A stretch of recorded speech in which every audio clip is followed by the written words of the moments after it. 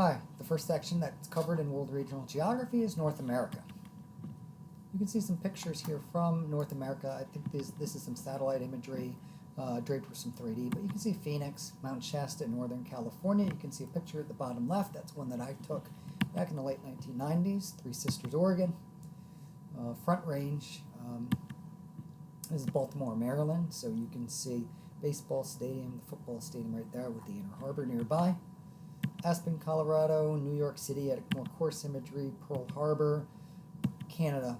But pretty much North America encompasses the U.S. and Canada. Right now it's a little more than 315 million residents, but these are the only two countries involved with it, and we'll talk about Latin America later. But right now the U.S. is about 310, 320 million, so this figure's a little bit on the low side, but you can see what it looks like here. Okay, large in area, but it possesses diverse physical geography, and we'll talk about some of those. We've got coastal plains, Piedmont, plateaus, north coastal ranges, and you can see some of the things we have going on here. We talked before about the volcanism in the Pacific Northwest with the Juan de Fuca Plate, the Cascade Mountains over here. We've got earthquake hazards here with San Francisco and Los Angeles, and a bit of San Diego on the San Andreas Fault. And these are basically areas where plates are moving in two different directions. The Mississippi River right here, which empties about 2/3 of the lower, continental U.S. Gulf Coast Florida, which is always a threat for hurricanes, and a little bit for tornadoes here. You can see the physiography of North America here. You can see the elevation map here. So you can see the Appalachian Mountains running from northern Alabama, kind of up through Canada, but we think of them to stop up in Maine. We've got different climates, patterns of climate and vegetation. We've got prairie, tundra up in the north, and then we've got the vegetation that's influenced by altitude. And then these are some of the climate zones that we have here. So we can see a distinct climate zone between, what we have in the southeastern United States here, right kind of where we are, and then the north with the C and the D. And you can see these mid-latitude climates with these continental mid-latitudes. As we go through here, you can see the red, which has our urban areas. We talked about natural hazards before, so we have longer-term hazards versus climate change.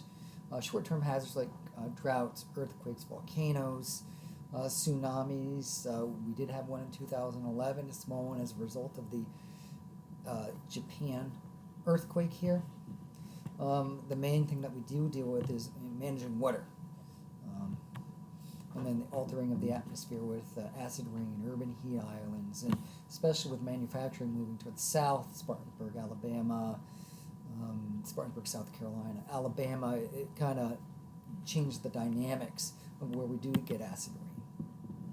So these are some of the environmental issues that we're running into. So instead of having acid rain in northern New York and Canada as a result of the manufacturing industry in Detroit, it's moving towards the south, and it's difficult to tell how and if that's going to be affected. When we look at the modern demographic patterns, metropolitan clusters, we have these megalopolises, and basically this population growth. So this is the better number here that I have. Its population's increased to about 375 million, 325 million in United States, and the remaining in Canada. And you can see the demographic patterns that have gone here since then, before the Ice Age, I think this is about 15,000 years ago. So we can look at some of the native people that lived here, and then we can look at the demographic patterns. So you can see this northeast megalopolis, which kind of starts right around Richmond and runs up that Route 95 corridor up to Boston. This is what we call the northeast megalopolis, but we can see places like Las Vegas, which are increasing in population, Vancouver, which has a high Asian immigration, South Florida, where a lot of people go, and I'll have some that speak to that.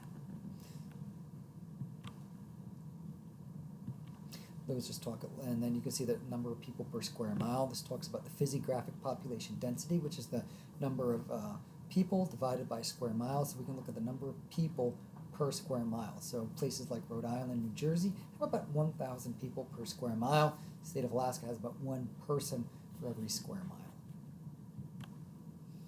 And we talk about the population settlement patterns and the trends here that we're looking at. So this is the expansion of the European settlers across the United States. And this is the migration of the population center in the United States according to the census. We can look at percent population change in the Intermountain West here, and these areas are increasing because I thought this was interesting. Our census basically look at the apportionment of the House of Representatives. So you can see the states in green losing people in the House. Only Michigan between 2000 and 2010 actually dropped in population. But you can see these states in green actually lost people in the House of Representatives and lost them to the states in blue. So you can look at this pattern. The only outlier that we have here is Louisiana, which lost people to Texas as a result of Hurricane Katrina. But we can look at, in North America, some of these moves and these migration moves. And these days, about 75% of North America is urban. And then we've had, like I mentioned before, this rapid growth in southern states. Okay. The historical evolution of the city in the U.S., changing transportation technology. We've got a lot of people leaving the inner city to suburbs. So these days, we see places like Henderson, Nevada, Hollywood, California, Cary, North Carolina, Springfield, Virginia, which are some of your most highly increasing or quickly growing cities as a result of this suburbia, the growth of suburbia, and the proliferation of vehicular technology, of vehicles, okay, and outer routes and things like that. What do they call it? Not causeways. Route like 495, or routes that go around cities that proliferate people around. We have Chris Dollar's central place theory, so the hierarchy of places. And then in rural North Carolina, we've got the rectangular survey system. It's getting less. It's kind of being put by the wayside, just because less and less people are living there. The peopling of North Carolina, of North America, by cultural assimilation, and then migration. So you can see where migration is going to North America these days. There's a lot more from Asia and Latin America as opposed to Europe. It could be caused by a number of different circumstances. We've got environmental conditions, such as the potato famine in Ireland, Uganda, Chile. These days we've got Syria and Iraq. And we can look at some of these changes between 1820 and 1998, and you can see how these changed from the beginning of the 20th century to the end of the 20th century, and where people are coming from. And we can just look at some of these population predictions for what are the racial components or makeup of North America is going to be. So we can look at where people are coming from, where people are going to. Obviously, we have people are going to travel to closer places than further away, but you can still see a good amount of people coming from India, China, South Korea. And then you can see the result of this is going to be some of these ethnic neighborhoods.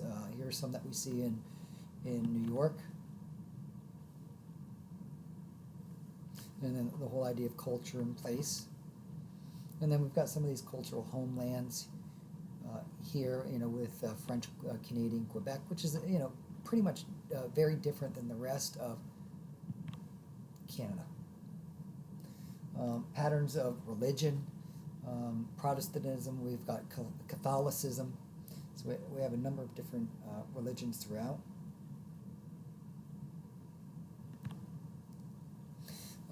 LDS, the Mormon culture here, centered around Salt Lake City, kind of goes up into Idaho and down to Arizona. And then North Americans living globally. The whole idea of culture, U.S. culture has an impact on billions. I've traveled overseas, and they have a lot of, North American or U.S. movies, and people speak to actors and even sports figures. So I thought that was interesting, how the U.S. dominates, even though only about 4 to 5% of world's population is North American, how much of an influence North American, especially United States, has. This talks about kind of the geopolitical framework. And then some of the other issues in geopolitics in North America. We were talking before about secession of Quebec, and I showed that as a separate political unit there. And then Monroe Doctrine, World War II, Truman Doctrine, and how the components of North America and Canada have affected. Okay, and we still see those remnants of colonialism today. You know, there's a little island called St. Pierre off the coast of Canada that belongs to France. And then, of course, the U.S. has possessions in American Samoa or Virgin Islands out in the Pacific, like Guam. So we'll talk about those a little bit more. You can see some of the major manufacturing regions here in North America. And then the creation and connectivity of economic growth. The different types of activities that we have. These days we deal a lot with information as a GIS professional. I'm big into information and using information and data to make decisions. So we can look at the percentage of people involved in agriculture. You can see it's definitely higher in the south than we do up in the north. So we can see the geography of this. And that's what geography really is, the study of where. We can look at regional economic patterns here throughout the United States.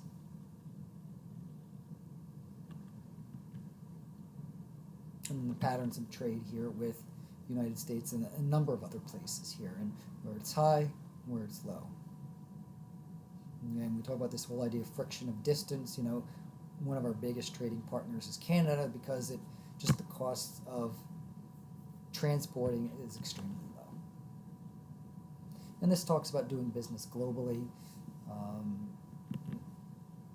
and NAFTA, the effects of NAFTA, wealth and poverty, like we talk about. There's an increasing schism between rich and poor in the United States. So this talks about where this happens in the United States, northeast, west are the richest regions, while in Canada, Ontario and BC are the poorest. And then just some of the 21st centuries that we're addressing, things like the gender gap, decline of, good jobs, chronic disease, and this increasing schism between the haves and the have-nots, and we see this all the time.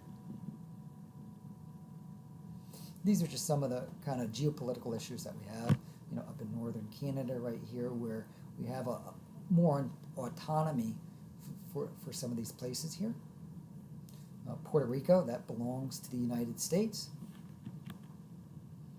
And then these are just some of the regions of the United States, and we do talk about the idea of vernacular regions. What is the South? Where does the South begin? What does the South technically begin? Where does the Midwest start? So these lead to some interesting conversations. There's a book called The 9 Nations of North America that I thought was pretty neat. I used to assign this for one of my classes.